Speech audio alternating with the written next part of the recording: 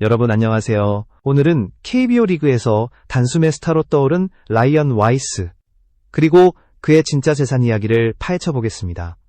2024년 여름, 한화 이글스는 갑작스러운 외국인 투수 교체라는 변수를 맞이했습니다. 기존 투수 리카르도 산체스를 방출하고 단기 계약으로 영입된 이름, 바로 라이언 와이스. 계약 조건은 단 6주간 12,000달러의 계약금과 48,000달러의 기본 연봉, 그리고 최대 4만 달러의 인센티브였습니다. 총액 10만 달러. KBO 기준으로는 테스트용에 불과한 계약이었죠. 그러나 이 짧은 기회 속에서 그는 놀라운 퍼포먼스를 보여주기 시작합니다. 150km를 넘나드는 강속구, 날카로운 슬라이더, 변화무쌍한 체인지업과 커브까지. 와이스는 단순한 대체 용병이 아니라 선발 로테이션의 새로운 중심으로 자리 잡았습니다.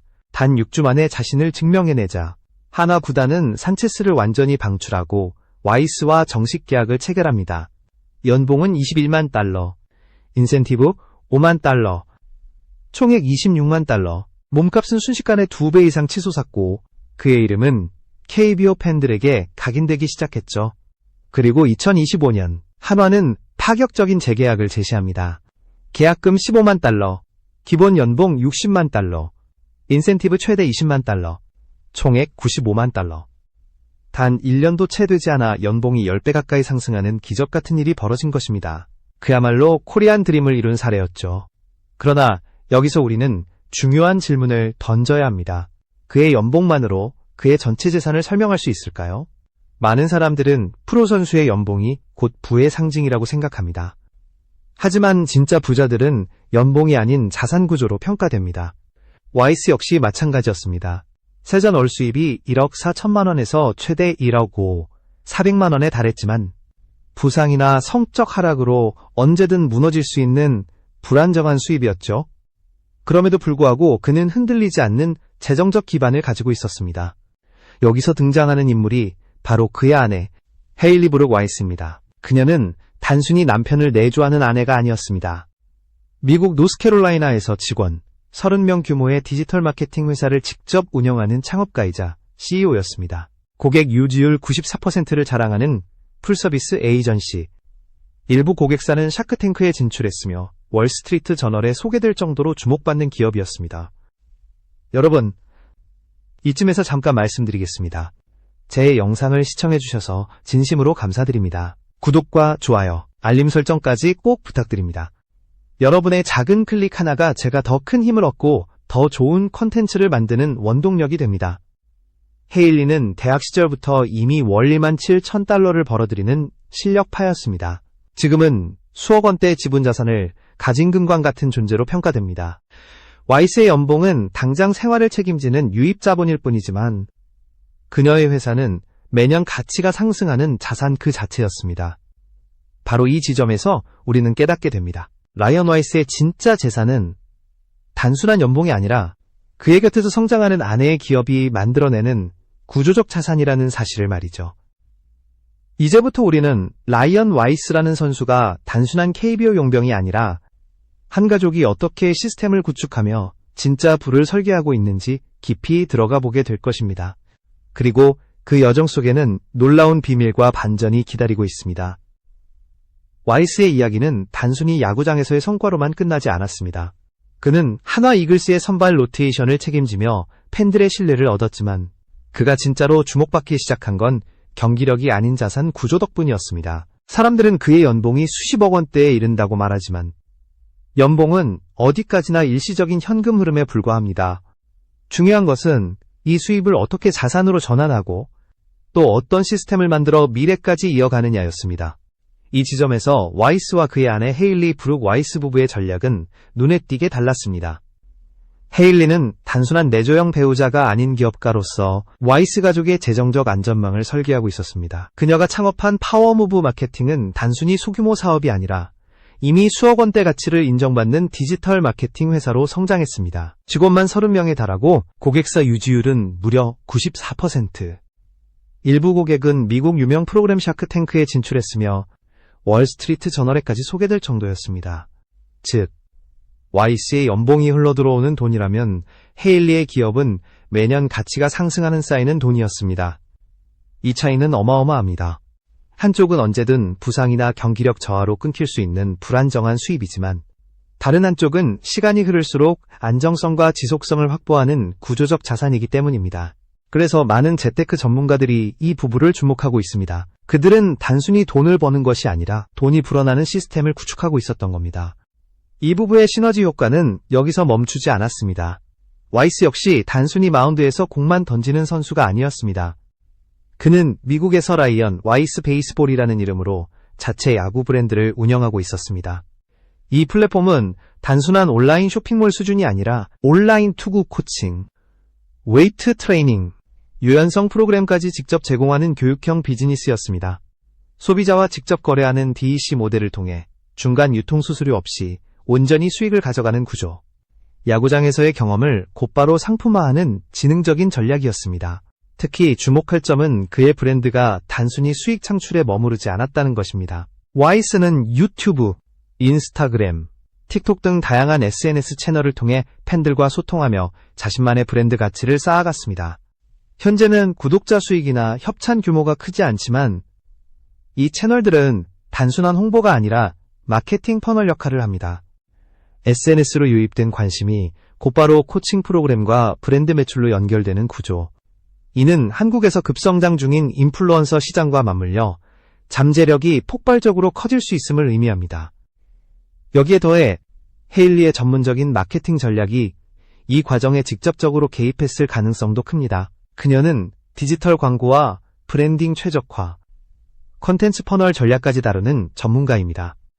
와이스가 올리는 유튜브 영상의 자막, 음악 선택, 업로드 타이밍조차 그녀의 전략적 조언 아래 이루어졌을 가능성이 높은 것이죠.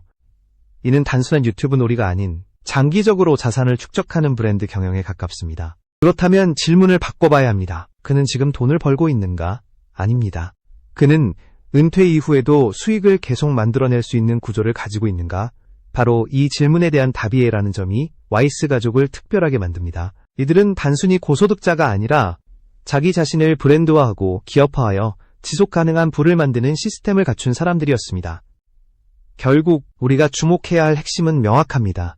라이언 와이스의 진짜 금광은 KBO 연봉이 아니라 바로 그의 옆에 있는 CEO 아내, 그리고 그들이 함께 만든 브랜드 시스템이었습니다. 눈에 보이는 돈보다 눈에 보이지 않는 구조, 이것이야말로 그들의 진짜 자산이었습니다. 라이언 와이스와 헤일리 브룩 와이스 부부의 이야기를 더 깊이 들여다보면 단순한 맞벌이 부부가 아님을 알 수 있습니다. 이들은 각자의 영역에서 독립적으로 돈을 벌고 있는 것이 아니라 서로의 전문성과 영향력을 결합해 시너지를 내고 있었습니다. 와이스가 운동장에서 성과를 올리고 SNS를 통해 팬들과 소통하면 그 과정에서 헤일리의 마케팅 전략이 자연스럽게 활용되는 구조였던 것이죠. 헤일리는 전직 NCAA 배구 선수 출신으로 웨이크 포레스트 경영대학원에서 석사 과정을 마친 인재입니다. 운동선수로서의 경험과 경영학적 지식을 동시에 갖춘 그녀는 파워무브 마케팅이라는 회사를 설립해 단숨에 업계에서 주목받는 CEO로 성장했습니다. 회사는 SNS 운영, 유료 광고, 브랜딩, PR, 웹사이트 구축 등 A부터 Z까지 아우르는 풀패키지 서비스를 제공했고 높은 고객 유지율을 기록하며 빠르게 성장했습니다. 이 회사의 특징은 단기적인 현금 흐름에 의존하지 않는다는 데 있습니다. 고객과의 장기적인 계약, 그리고 회사 자체의 지분 가치가 점차 커지며 헤일리는 단순한 소득자가 아니라 자산가로 자리매김했습니다. 전문가들은 그녀의 회사 가치를 최소 수십억 원에서 많게는 수백억 원대로 평가합니다. 와이스의 연봉이 많아봐야 수년 단위의 현금 흐름이라면 그녀의 사업은 시간이 갈수록 복리처럼 불어나는 자산이라는 점에서 차원이 다릅니다. 더 흥미로운 점은 부동산과 같은 실물 자산 관리 방식입니다. 미국 노스캐롤라이나 주의 공시자료를 확인하면 와이스 혹은 헤일리 개인 명의의 부동산은 거의 발견되지 않습니다. 이것이 곧바로 자산이 없다는 뜻은 아닙니다. 오히려 반대죠. 고액 자산가들은 자산을 개인 명의가 아닌 법인이나 신탁을 통해 소유하는 경우가 많습니다. 세금 최적화, 법적 위험 방지, 사생활 보호라는 세 가지 목적을 달성할 수 있기 때문입니다. 헤일리가 운영하는 파워무브 마케팅이 바로 그런 역할을 하고 있을 가능성이 큽니다. 회사 명의로 사무실 공간을 보유하거나 가족이 실제로 거주하는 집을 관리할 수 있는 구조. 겉으로 보기에는 개인 자산이 없는 것처럼 보이지만 실제로는 법인 내부에서 고급 자산이 움직이고 있는 셈입니다. 이런 구조는 위기 상황에서도 흔들리지 않는 보이지 않는 자산의 방패막이 됩니다. 그리고 이들의 전략은 단순히 자산을 소유하는 차원을 넘어서 철저하게 지키고 운영하는 단계까지 나아가 있습니다. 많은 이들이 돈을 버는 데 집중하지만 그 돈을 지키는 데 실패합니다. 반면 와이스 부부는 단기 수입보다 자산 보호와 운영에 집중하며 이것이야말로 지속 가능한 부의 핵심임을 보여주고 있습니다. 따라서 우리는 이제 와이스를 단순한 연봉 높은 외국인 투수로 불러서는 안 됩니다. 그는 한 명의 운동선수를 넘어 자신과 가족을 하나의 기업처럼 운영하는 사업가형 인물이었습니다. 그리고 그 과정에서 가장 큰 역할을 하고 있는 이는 다름 아닌 아내 헤일리였습니다. 결론적으로 이들의 이야기는 단순히 스포츠와 돈의 문제가 아니라 구조와 시스템의 문제입니다. 와이스가 마운드에서 공을 던질 때마다 그의 아내는 기업의 가치를 키우며 두 사람은 서로 다른 영역에서 같은 목표를 향해 달려가고 있었습니다. 이것이 바로 진정한 기업형 가정의 모델이었고 그들의 부는 단순히 보이는 숫자가 아니라 보이지 않는 시스템에서 만들어지고 있었습니다. 이제 와이스 가문의 자산 구조를 숫자로 분석해 보겠습니다. 겉으로 보기에는 단순히 높은 연봉을 받는 외국인 투수일 뿐이지만 실제로는 훨씬 복잡하고 정교한 재정 시스템 속에서 움직이고 있었습니다. 2025년 기준으로 와이스가 KBO에서 받는 보장 연봉만 75만 달러, 한화로 약 10억 4천만 원에 해당합니다. 세전 월 수입으로 환산하면 최소 1억 400만 원에서 최대 1억 5, 400만 원까지 도달합니다. 그러나 중요한 것은 세후 금액입니다. 한국 내 일반 거주자로 간주되면 누진세율을 적용받아 월 실수령액이 약 7천만 원대로 떨어집니다. 하지만 미국 시민권자인 와이스가 비거주자로 인정받아 단일 세율 20.9%를 적용받을 경우 그의 실수령액은 월 1억 원이 넘습니다. 같은 연봉이라도 세금 전략 하나만으로 1년에 수억 원의 차이가 발생하는 것입니다. 이 절세 전략은 단순한 운이 아니라 국제조세조약과 거주지 분산 전략을 철저히 이해한 결과입니다. 고액 자산가들이 활용하는 고급 절세 모델을 와이스가 이미 적용하고 있었던 셈입니다. 여기에 더해 그는 미국에서 운영 중인 개인 브랜드와 코칭 프로그램, 그리고 SNS 채널을 통해 추가 수익을 확보하고 있었습니다. 하지만 다시 한번 강조해야 할 점은 와이스 가문의 진짜 재산은 그의 연봉이 아니라 아내 헤일리가 운영하는 파워무브 마케팅이라는 기업이라는 사실입니다. 이 회사는 직원만 30명, 고객 이탈률 6%에 불과한 안정적인 구조를 갖춘 디지털 마케팅 에이전시입니다. 현재 추정 기업 가치는 최소 수십억 원대에서 많게는 69억 원 이상으로 평가됩니다. 즉, 와이스 부부의 순자산은 보수적으로 잡아도 30억 원대, 많게는 70억 원대에 이를 수 있다는 계산이 가능합니다. 이쯤에서 우리는 다시 질문을 던지게 됩니다. 라이언 와이스는 단순한 부자인가? 대답은 아니오입니다. 그는 단순히 돈을 많이 버는 운동선수가 아니라 재정적으로 구조화된 하나의 기업이었습니다. 그의 연봉, 아내의 기업 자산, 세금 전략, 브랜드 가치가 서로 맞물려 돌아가며 하나의 거대한 시스템을 이루고 있었던 것이죠. 특히 흥미로운 점은 SNS와 인플루언서 전략입니다. 일반적으로 KBO 외국인 투수가 한국에서 좋은 성적을 낸다고 해서 곧바로 인플루언서로 성공하는 경우는 드뭅니다. 하지만 와이스는 꾸준히 자신의 훈련, 경기 루틴, 라이프 스타일까지 콘텐츠로 제작해 업로드하며 팬들의 관심을 끌고 있었습니다. 이는 단순한 팬 서비스가 아니라 명백한 퍼스널 브랜딩 전략이었습니다. 그 과정에서 헤일리의 역할은 다시 한번 두드러집니다. 그녀는 마케팅 전문가로서 영상에 붙는 자막 하나, 음악 선택, 업로드 타이밍까지 전략적으로 접근합니다. 단순한 SNS 활동이 아닌 브랜드 자산을 축적하는 체계적인 작업이었던 것입니다. 나아가 이 SNS 채널들은 단순히 구독자 수익을 넘어서 와이스의 야구 코칭 프로그램으로 이어지는 마케팅 퍼널 역할을 하고 있었습니다. 즉, 유튜브와 틱톡으로 유입된 관심이 곧바로 상품 판매와 연결되는 구조. 이는 단순한 야구 선수를 넘어 IP 기반 크리에이터이자 사업가형 선수로의 확장을 의미합니다. 그리고 이 모든 과정의 핵심에는 아내 헤일리의 전략적 감각이 있었습니다. 이 부부가 함께 만든 브랜드는 이제 단순한 가정이 아니라 하나의 기업처럼 움직이고 있었습니다. 야구장 안팎에서 수익을 창출하고 그것을 보호하며 더 크게 확장하는 시스템을 구축한 것입니다. 그들은 연예인도 단순한 운동선수도 아닌 기업형 가족이었던 것입니다.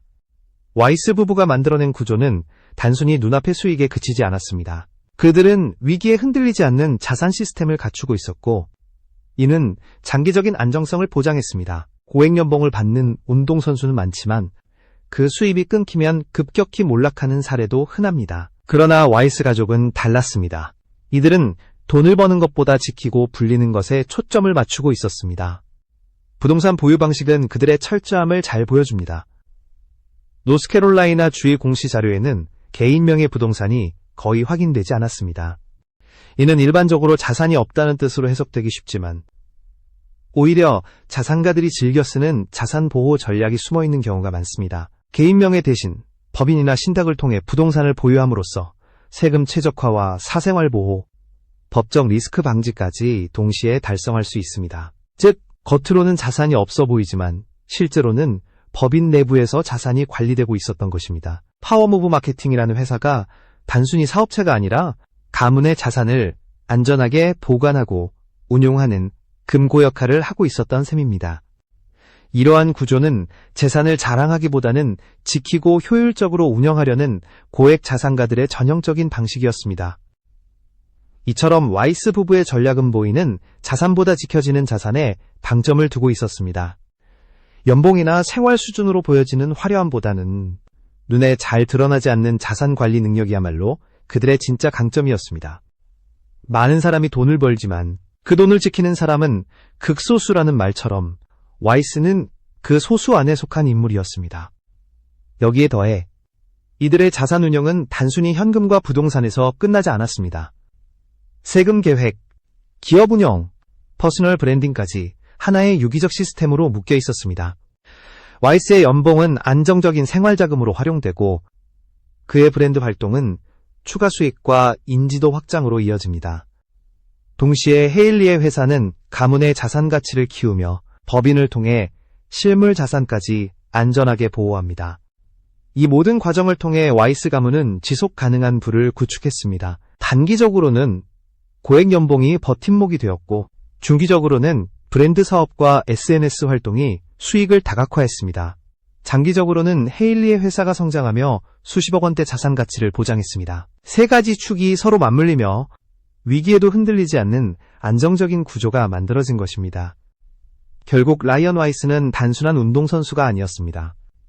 그는 자신의 이름을 브랜드화하고 아내와 함께 하나의 기업처럼 움직이는 시스템을 설계한 사람이었습니다. 그가 마운드에서 공을 던질 때마다 그 공은 단순히 점수를 막는 것이 아니라 가족의 재정 시스템을 지탱하는 상징이 되었습니다. 따라서 우리는 이제 질문을 다시 던질 수 있습니다. 라이언 와이스는 단순히 부자인가? 아니면 자기 자신을 기업으로 만든 사람인가? 그 답은 점점 분명해지고 있었습니다. 그는 부자 이상의 존재, 구조적으로 움직이는 기업형 인물이었던 것입니다. 이제 마지막으로 와이스 가문의 성공이 우리에게 던지는 메시지를 살펴보겠습니다. 많은 이들은 여전히 그를 단순히 KBO에서 고액 연봉을 받는 외국인 투수로 기억합니다. 하지만 그의 진짜 가치는 단순한 경기력과 연봉을 넘어 하나의 기업처럼 설계된 시스템에 있었습니다. 라이언 와이스는 마운드 위에서 성과를 내며 연봉을 올렸습니다. 하지만 그와 동시에 그는 자신의 이름을 걸고 야구 브랜드를 운영하며 유튜브와 틱톡, 인스타그램을 통해 팬들과 소통하는 퍼스널 브랜딩 전략을 구축했습니다. 그의 모든 콘텐츠는 단순한 팬 서비스가 아니라 상품 판매로 이어지는 마케팅 퍼널이었습니다. 즉, 그는 이미 운동선수이자 크리에이터, 사업가로서 다중적인 정체성을 확보하고 있었던 것입니다. 이 과정에서 가장 큰 힘을 발휘한 이는 바로 그의 아내 헤일리 브룩 와이스였습니다. 전직 NCAA 선수이자 경영대학원 출신, 그리고 30명 규모의 회사를 이끄는 CEO. 그녀는 와이스의 브랜드 확장과 SNS 전략, 자산 보호까지 모든 과정에서 핵심적인 역할을 담당했습니다. 파워 무브 마케팅은 단순한 회사가 아닌 가족 전체의 재정적 기반이자 자산 금고였습니다. 그곳에서 만들어지는 가치가 곧 와이스 가문의 진짜 부였습니다. 그렇다면 이들의 성공은 단순히 운일까요? 아니면 누구나 따라할 수 있는 모델일까요? 정답은 그 중간에 있습니다. 누구나 그대로 복제할 수는 없지만 누구나 배울 수는 있습니다. 자신의 강점을 컨텐츠화하고 그것을 브랜드로 확장하며 수익으로 전환하는 시스템을 만든다면 개인도 기업처럼 성장할 수 있다는 점입니다. 라이언 와이스는 자신의 이름을 하나의 기업으로 만든 사람, 그리고 그의 옆에서 설계도를 함께 그린 이는 아내 헤일리였습니다. 결국 이 이야기가 주는 가장 강력한 통찰은 단순합니다. 연봉이 얼마인지가 중요한 것이 아니라 그 연봉을 어떤 시스템 속에 편입시켜 지속 가능한 자산으로 만들 수 있는가. 라이언 와이스 부부는 그 해답을 보여주고 있었습니다. 여러분, 오늘 이야기를 통해 알 수 있듯이 눈앞에 보이는 돈보다 중요한 것은 구조와 시스템입니다. 라이언 와이스는 단순히 부자가 아니라 자기 자신을 브랜드화한 기업형 인물이었습니다. 그리고 그의 옆에 있던 아내 헤일리는 단순한 내조자가 아니라 진짜 금광을 키운 CEO였습니다. 이제 여러분에게 질문을 드리겠습니다. 당신은 지금 이 순간 자신의 시스템을 만들고 계신가요? 오늘 이야기가 단순한 구경거리가 아니라 삶의 방향을 설계하는 작은 단서가 되길 바랍니다. 시청해주셔서 감사합니다.